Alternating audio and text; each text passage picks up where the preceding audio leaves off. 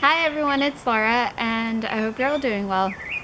So today I thought it'd be cool to talk about the gluten-free diet or consuming gluten-free foods. So if you're interested, then keep watching. So it's become really common, as y'all all know, to consume a gluten-free diet. What gluten is, for those of y'all who don't know, it's essentially just protein that's found in wheat. And there is celiac disease, which means you have an allergy to the gluten. But then there's also this idea of you may not have a full-blown allergy, but you do have a sensitivity, which means your body just doesn't tolerate it as well. It's again, it's not a full-blown allergy, it's just more of a sensitivity. That's what we call it, a gluten sensitivity.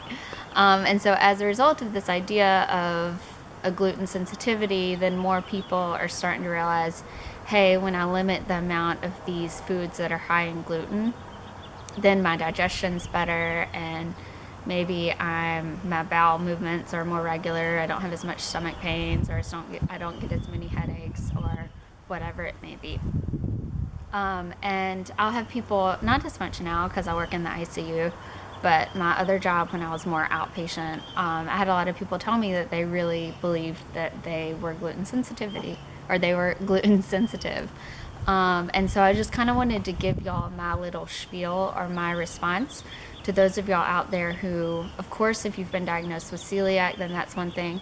But for those of y'all who feel like you're more gluten sensitive, my response to that comment.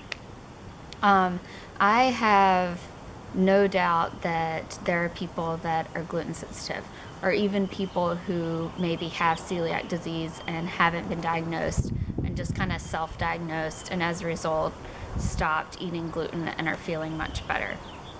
But I also think that it's important to keep an open mind. If you're someone who you feel like you're gluten sensitive, you cut out gluten and you start to feel better, to kind of keep an open mind as to maybe it is the gluten, but maybe it's something else that are in those more processed foods that are irritating you.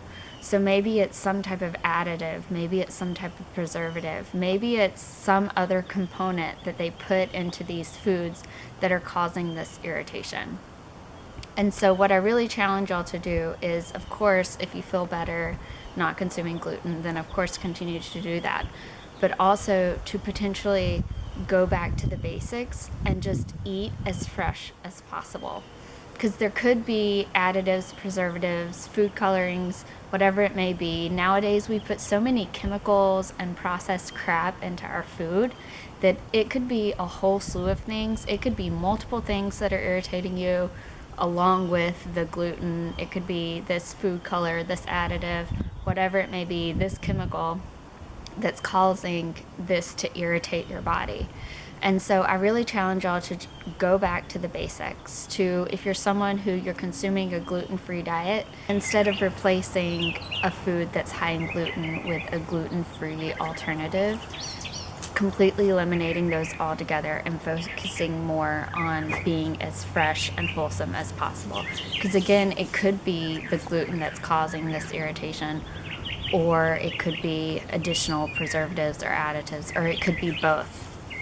And so again, instead of replacing gluten foods with gluten-free foods, eliminating those altogether and replacing it with fresh, wholesome fruits and vegetables, plant-based proteins, good, healthy fats, good, healthy carbs, and seeing if your digestion gets any better.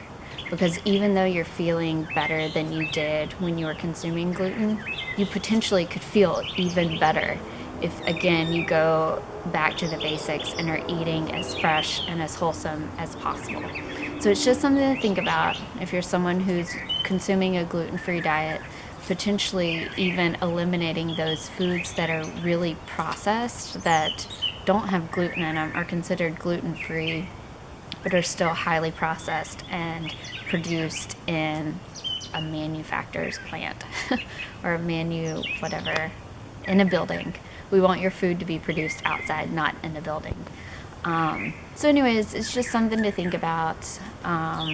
Again, you know your body better than anyone, but I do think being open to the idea that maybe it's some type of additive or preservative or food coloring, like I've mentioned, and maybe trying to cut down how much processed junk you're consuming and increasing the amount of fresh foods that you eat. So anyways, if you have any questions or comments, feel free to leave them below. If you're someone who consumes a gluten-free diet, then I would love to hear about it. Tell me how that's been going for you and all that jazz. Also, I'm going to put a link to my book below. It's all about consuming a plant-based lifestyle. So if you're interested, then check that out. And I'll be seeing you on my next video. Bye.